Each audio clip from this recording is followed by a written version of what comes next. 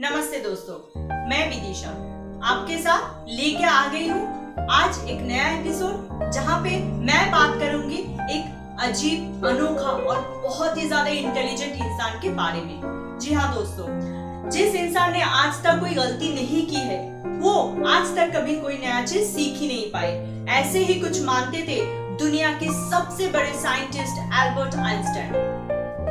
Germany के उल्म शहर में एक यहूदी फैमिली में 14 मार्च 1879 में उनका जन्म हुआ था। वो बचपन से काफी अलग थे। जब वो पैदा हुए थे तभी वो नॉर्मल बच्चों के तरह नहीं थे। उनका दिमाग नॉर्मल बच्चों से काफी बड़ा था, ऐसा ही कुछ बोलते हैं साइंटिस्ट। जबकि नॉर्मल बच्चे 1-2 साल में बोलना सीख जाते हैं, लेकिन वहीं पे एल्बर्ट आइंस्टाइन 4 साल तक कोई भी बात नहीं किया। बट 4 साल बाद उन्होंने अचानक खाने की टेबल पे बैठे अपने मम्मी को बोला कि सूप बहुत ज्यादा गर्म है। ये सुन के उनके मम्मी चौंक गए और तभी उन्होंने एल्बर्ट आइंस्टाइन को पूछा कि आज तक तुमने ऐसा कुछ क्यों नहीं बोला, इतने सालों से तुम चुप क्यों थे। तभी आइंस्टाइन का जवाब आया कि ऐसा कुछ आज तक हुआ ही नहीं जो मैं बोलूं।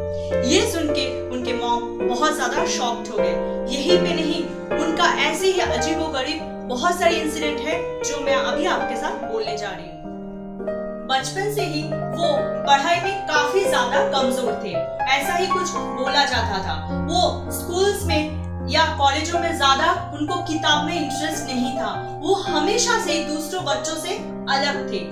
वो ऐसा भी कहा जाता है वो बचपन में कभी मोजा नहीं पहनते थे क्योंकि उनके पैर के जो उंगलियां थी वो काफी ज्यादा बड़ा था, इसीलिए उनके मोजे में छेद हो जाता था। यहाँ तक कि ऐसा भी बोला गया है कि एक दिन उनके एक सहकर्मी ने उनको अपना फोन नंबर पूछा, तभी एल्बर्ट आइंस्टाइन ने अपना फोन नंबर नहीं बता पाया क्योंकि एल्बर्ट आइंस्टाइन को नंबर्स याद रखना बहुत ज्यादा मुश्किल लगते थे। तभी उन्होंने फोन डायरेक्टरी से अपना नंबर निकाला और अपने दोस्त को दे दिया।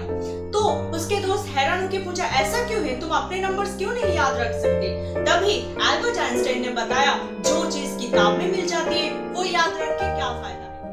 18 अप्रैल 1955 एल्बर्ट आइंस्टाइन के मृत्यु के बाद पैथोलॉजिस्ट डॉक्टर थॉमस हार्वे ने उनका ब्रेन रिसर्च करने के लिए निकाल लिया था।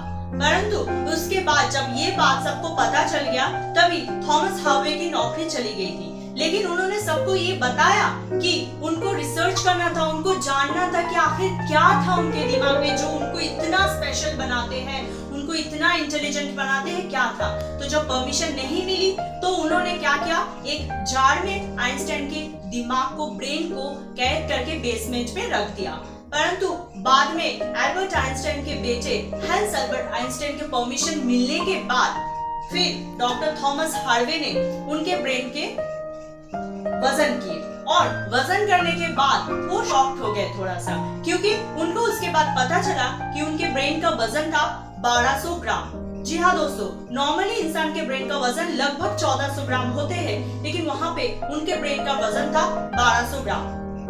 फिर उन्होंने क्या किया, उन्होंने इसी ब्रेन का 240 टुकड़े किए जो दुनिया के तमाम रिसर्चर्स के पास भेज दिए उनके एग्जामिन करने के लिए, उनके अच्छे से टेस्ट करने के लिए। फिर उन्होंने उनके ब्रेन के टिश्यूज के 1000 माइक्रोस्कोपिक स्लाइड्स निकाले और उसको टेस्ट किया। उसके बाद पता चला कि उनके ब्रेन टिश्यूज ज्यादा थे। उनके दिमाग का सेरिब्रल कॉर्टेक्स नाम का हिस्सा सबसे अलग था। ये सेरिब्रल कॉर्टेक्स हमारे दिमाग का एक अहम हिस्सा होता है। सबसे जटिल दिमागी प्रोसेस के लिए इसका समय समय पर विकास होता रहता है। उसके बाद फर्दर रिसर्च करने के बाद साइंटिस्टों को पता चला कि उनके दिमाग में जो रिंकल पेरिएटल ऑप्टिक्यूलर का साइज है वो भी मिसिंग है। उनका साइज भी काफी बड़ा था, 20% ज्यादा था नॉर्मल इंसानों से, और वो चीज मिसिंग होने के कारण से उनके दिमाग का भी अलग तरीके से विकास होता था। उनकी दिमाग की न्यूरॉन की डेंसिटी भी 70% ज्यादा थे नॉर्मल इंसानों के मुकाबले में। और इसी से ही उनको ब्रेन पावर इतना ज्यादा मिलता था, उनको ब्रेन पार्ट्स भी ज्यादा मिलते थे, ऐसे साइंटिस्टों का कहना है। और फिर उनके जो ब्रेन्स थे उसमें फोल्ड्स भी काफी ज्यादा थे, जिसके लिए उनका इमेजिनेशन पावर और मैथ्स और साइंस में इतने ज्यादा नॉलेज थे। वो बहुत ज्यादा दूरदर्शी इंसान थे, जिनको भविष्य के बारे में नॉलेज होता था, जिनको बहुत अलग कुछ करना था, जो अलग कुछ सोचते थे।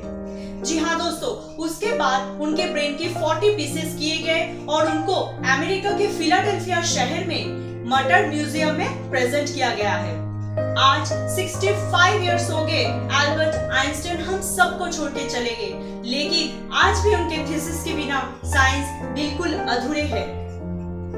ऐसा ही कुछ रहस्य, ऐसा ही कुछ कहानी है उनके दिमाग का, जो हम सबको शायद नहीं पता था। तो आई होप आप सबको ये इंफॉर्मेशन अच्छा लगा होगा।